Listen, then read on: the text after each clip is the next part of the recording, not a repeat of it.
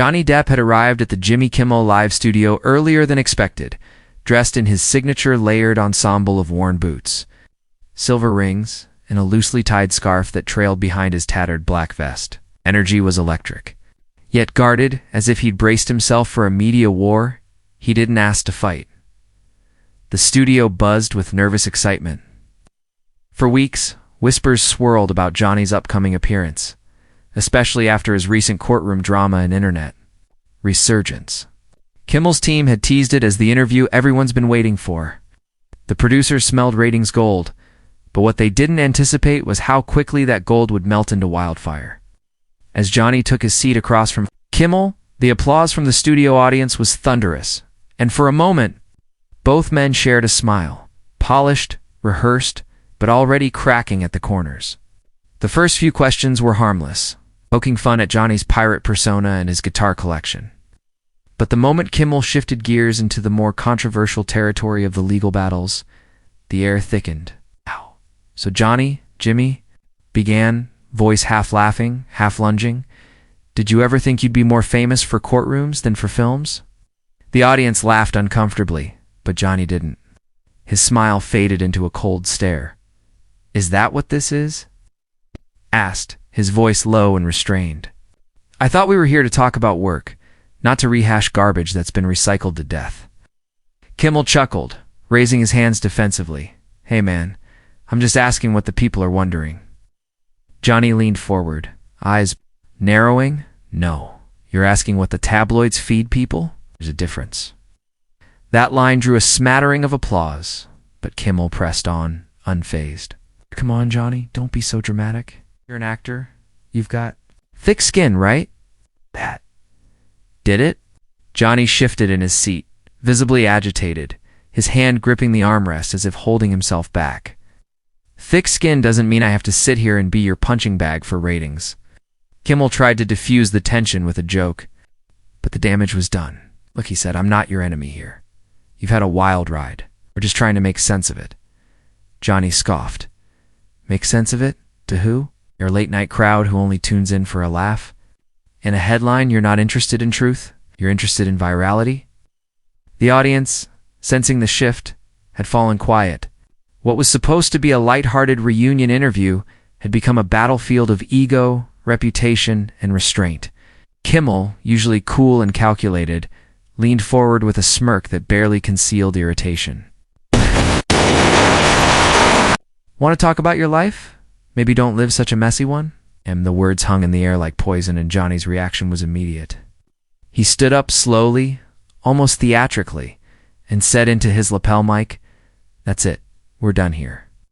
As he rose from the chair, the camera operator instinctively tried to keep him in frame, but Johnny paused, turned to face the crowd. "What?" and addressed them directly. "Let this be a lesson. Entertainment is not the same thing as character assassination. Don't confuse the two." The crowd erupted into a chaotic mix of gasps, applause, and confusion. Kimmel stood too, visibly flustered, motioning toward. "Producers for direction, Johnny. Seriously? You're walking out?" Over a joke. But Johnny was already moving off stage, brushing past crew members, yanking off his mic, muttering something that would later be subtitled as expletive. This circus. Backstage, chaos unfolded. Assistants scrambled to cover the gap in the program. Producers shouted orders into headsets, and a stunned Kimmel sat alone at the desk, blinking into the camera like a man who had just been sucker punched. Social media exploded within minutes. Clips of Johnny storming off flooded Twitter, TikTok, and YouTube. Some praised his defiance, calling him a legend for not taking the bait. Others mocked him, saying he was unstable, overly sensitive, or just doing it for attention. Hashtags like hashtag Depp vs Kimmel and hashtag WalkOffKing trended globally. Back at the studio, Kimmel tried to salvage the show with self-deprecating humor. "It's joking." "Well, I guess that's one way to end an interview." But the tension in his delivery betrayed him. He was rattled. It wasn't long before PR statements began circulating, Kimmel's reps saying he meant no harm and that he was just doing his job, while Johnny's team posted a single, cryptic message: "Some tables aren't worth sitting at." News outlets seized the drama like vultures. Headlines screamed of ego clashes, emotional breakdowns, and career suicide. Pundits speculated whether Johnny would be blacklisted again, or if this moment would launch him into a new tier of public sympathy. Meanwhile, Johnny remained silent for days, retreating from the media storm, refusing interviews and letting the moment speak for itself.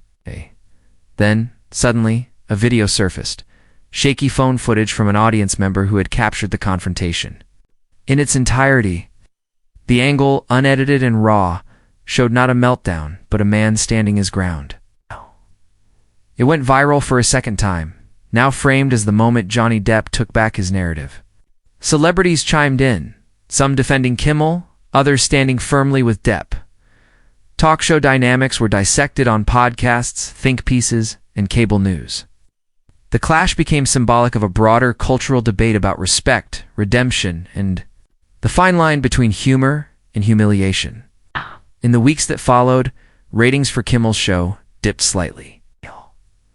While Johnny saw a resurgence in support from unexpected corners, artists, activists, and even fellow actors who had quietly endured similar media grillings. When Johnny finally re-emerged for an interview, it wasn't with a late-night host, but with a quiet, long-form podcast that gave him room to speak without interruption. They want a performance, he said, but sometimes the most powerful thing you can do is walk away from the stage. And in that moment, it was clear the real show wasn't what happened on Kimmel's set that night, but what it revealed about the culture watching. After the chaos of that night, Johnny Depp found himself enveloped not just in silence, but in the echoes of millions of voices dissecting his every move, every word, every twitch of his brow during that fateful exchange with Jimmy Kimmel. And though he had long grown used to the circus of fame, the sheer velocity of the fallout stunned even him, because this wasn't just another tabloid headline, it was a cultural explosion. A line drawn in the sand between those who felt media had gone too far and those who believed that public figures should always expect to be publicly dissected. And as Johnny retreated to his countryside villa in France, a place he called the last island of peace, he began receiving calls not from studios or agents, but from people he hadn't spoken to in years, fellow actors, journalists, who'd once buried him with their pens. Even directors who once considered him uninsurable, now extending olive branches in the form of scripts and open-ended invitations to collaborate. Because what had happened that night wasn't just about an actor walking off a stage, it was about a man refusing to be cornered, refusing to let a smirk from behind a desk define his story again. Slowly, something unexpected began to emerge from the ashes. Clarity, because Johnny wasn't angry about the jokes. Not really. He was angry about how easily people allowed themselves to laugh without understanding the damage behind the punchline. How often they mistook cruelty for comedy, and in the quiet of those European nights as he painted, wrote, and strummed his guitar by candlelight, began to shape a new idea, one that would take him back to America, not for revenge, but for restoration. And so, weeks later, without alerting the media or making a show of his return, he flew into Los Angeles under an alias, walked through Lacs, unnoticed, and checked into the Chateau Marmont like he used to when he was young and reckless, and the world hadn't yet weaponized his every flaw.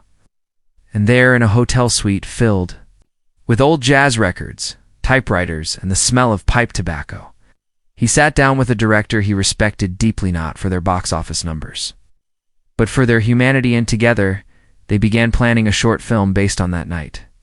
With Kimmel, not a dramatization, but a poetic exploration of public shame. Image, redemption, and silence. And word got out, slowly at first, like a leak that becomes a river. And soon indie filmmakers, editors, actors, and young screenwriters came knocking, wanting to be a part of what they called Johnny's reckoning. Because in his walk-off they saw something rare.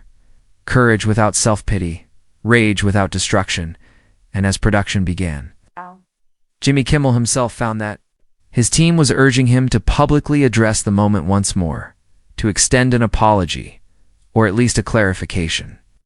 Because despite his insistence that it was all just a joke, the public wasn't laughing anymore. And on a particularly sobering morning, as ratings continued to slide and interviews grew colder, Jimmy sat down on his own show and said, "Sometimes the joke lands flat. Sometimes.